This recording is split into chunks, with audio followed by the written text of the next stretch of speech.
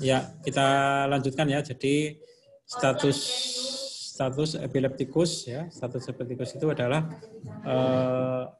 kondisi epilepsi yang lain ya, di mana terjadi kondisi emergensi pada pasien ya. Di sini kita bisa lihat bahwa status epileptikus itu adalah kejang umum yang terjadi selama 5 menit ya, jadi atau lebih. Jadi kejangnya itu lama ya. Dan kejadian-kejang itu 2 kali atau lebih lama tanpa pemulihan kesadaran. Ya, jadi makanya dikatakan bahwa status epileptikus itu adalah kejang yang sifatnya itu emergensi ya. Dan merupakan kondisi yang harus segera diobati ya. Kenapa harus segera diobati? Karena untuk meminimalkan kerusakan neurologik yang permanen ya. Jadi untuk mengurangi atau meminimalkan kerusakan neurologik yang permanen ya. Tuh, kemudian mengenai terapinya ya, terapinya sama ya dengan tadi ya, terapi non farmakologi dan terapi yang farmakologi ya. Nah, ini posisinya di UGD. Jadi untuk terapi non farmakologinya itu pertama tanda-tanda vital dipantau ya, karena pasiennya kondisinya nggak sadar ya. Kemudian kondisi pasiennya yang nafasnya juga dipantau ya, kondisi ventilasinya dipantau ya, pelihara ventilasi, berikan oksigen ya. Kemudian kalau perlu dicek adanya hipoglikemik ya. Jadi kalau terjadi hipoglikemik diberikan glukosa ya. Dan dilakukan farmakologinya terapi dengan obat-obatan, tapi obat-obatnya itu beda ya. Jadi obat-obat untuk terapi status epileptikus itu beda ya dengan obat-obat epilepsi yang lain. Jadi farmakologinya itu beda ya. Kemudian kita lihat ya di sini status epileptikus itu memerlukan kondisi khusus ya untuk penanganannya ya. Di sini tujuan terapinya ya, tujuan pengelolaan terapinya adalah mengakhiri aktivitas kejang ya, baik secara klinis maupun elektris ya, dalam waktu singkat ya, sekitar 30 menit ya. Kemudian juga dicegah adanya kejang berulang. Ya, jadi kan tadi dikatakan status epileptikus itu kejangnya lebih dari 5 menit ya. Lebih dari 5 menit ya, itu dan berulang ya lebih dari 2 kali ya. Jadi itu dicegah ya, kejang berulangnya dicegah ya. Kemudian juga harus diperhatikan ya tanda-tanda vital, yaitu untuk dicegah ya, apa yang harus dicegah yaitu kondisi hipoglikemik ya, atau penurunan gula darah ya. Jadi hipoglikemik itu gula darahnya itu kurang dari 60 ya, rendah sekali ya, jadi kurang dari 60. Atau kondisi hiponatremi ya, natriumnya itu rendah ya, dan kondisi hipokalsemi atau demam. Jadi ini harus dikoreksi. Jadi tidak hanya diobati dengan obat epilepsi, tapi obat-obat simptomatik juga. Kemudian yang lain itu mencegah komplikasinya ya, mencegah komplikasi. Kemudian untuk terapinya ya, terapinya itu pada prinsipnya ya, terapinya itu menggunakan, harus dilakukan pemberian O2 ya, dengan dosis sampai 8 liter per menit, jadi ini dosisnya cukup tinggi ya. Diberikan oksigenasi ya. Kemudian diberikan infus ya, kalau seandainya terjadi hipoglikemik ya, diberikan D5 atau dextrose 5% ya. Kalau pasiennya kondisinya normal tidak hipoglikemik ya, diberikan infus natrium atau NS ya, jadi melihat kondisi pasien.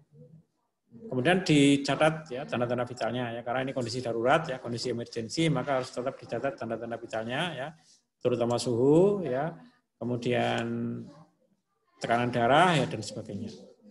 Pada prinsipnya obat-obat status epileptikus itu pada prinsipnya ada 3, yaitu diazepam ya, yang merupakan obat golongan benzodiazepim ya, dan phenytoin atau dilantin ya, kemudian phenobarbital ya. Phenobarbital dan diazepam ini adalah obat-obat epilepsi yang menimbulkan sedasi. Jadi tadi dikatakan kalau obat-obat untuk epilepsi itu sebisanya adalah obat-obat yang tidak menimbulkan sedasi.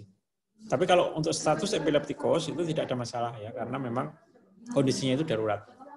Dan terapinya itu jangka pendek. Jadi kalau status epileptikus itu terapi jangka pendek ya, kalau epilepsi itu terapi jangka panjang ya. Jadi obatnya ada 3 ya, diazepam, phenytoin atau dilantin, dan phenobarbital. Ya. Kalau kita lihat di sini ya, bagaimana cara terapinya itu, yang pasti adalah diberikan secara intravena atau IV. Ya. Jadi di sini diberikan secara IV dan dosisnya cukup tinggi yaitu 5 mg. Ya. Kemudian ditunggu ya sekitar 10 sampai 20 menit ya. Kemudian dipantau, pemantauannya adalah depresi napas. Ya, jadi tanda-tanda vital itu adalah depresi napas atau menurunnya respiratory rate atau RR. Kemudian obat yang kedua adalah phenytoin atau dilantin. Phenytoin atau dilantin. Bentuknya injeksi juga ya. Ini di sini kita lihat dosisnya ya, ada yang namanya loading dose ya atau dosis awal ya dan sebagainya. Nah, obat ini mempunyai efek samping yaitu hipotensi, ya, tekanan darahnya drop. Ya. Tekanan darah itu bisa kurang dari 90, ya, namanya hipotensi. Ya. Kalau diazepam tadi efek sampingnya itu bukan hipotensi, kalau diazepam itu penurunan respiratory rate. Kalau ini terjadi hipotensi, ya. Kalau terjadi hipotensi maka hentikan pemberian obat. Ya, segera dihentikan agar tidak terjadi hipotensi yang lebih parah lagi dan diberikan obat inotropik, ya, diberikan obat-obat untuk mengaktifkan otot jantung, ya, atau obat-obat inotropik, yaitu contohnya itu dopamin, ya, bisa menggunakan dopamin, ya. Dopamin ini adalah obat-obat inotropik, ya, atau obat-obat yang mengaktifkan atau menguatkan otot jantung. Kemudian obat ini selain menyebabkan penurunan tensi juga menyebabkan aritmia, ya. Aritmia itu takikardi maksudnya, ya. Terjadi pasien itu denyut jantungnya itu cepat, ya. Itu phenytoin, ya. Phenytoin itu nama lainnya dilantin, ya. Jadi kalau Anda melihat literatur ada obat namanya dilantin, ya, itu sebenarnya sama dengan phenytoin. Kemudian yang ketiga bisa juga memakai phenobarbital injeksi, ya. Phenobarbital itu obat yang sangat kuno, ya, sangat lama, ya, phenobarbital atau nama lainnya itu luminal, ya, luminal atau phenobarbital injeksi, ya. Di sini dosisnya sudah kita lihat, ya, 200 sampai 300 mg IV, dan untuk phenobarbital itu sama, ya, dengan diazepam, harus dikontrol atau diawasi respiratory rate-nya atau depresi napasnya harus dikontrol.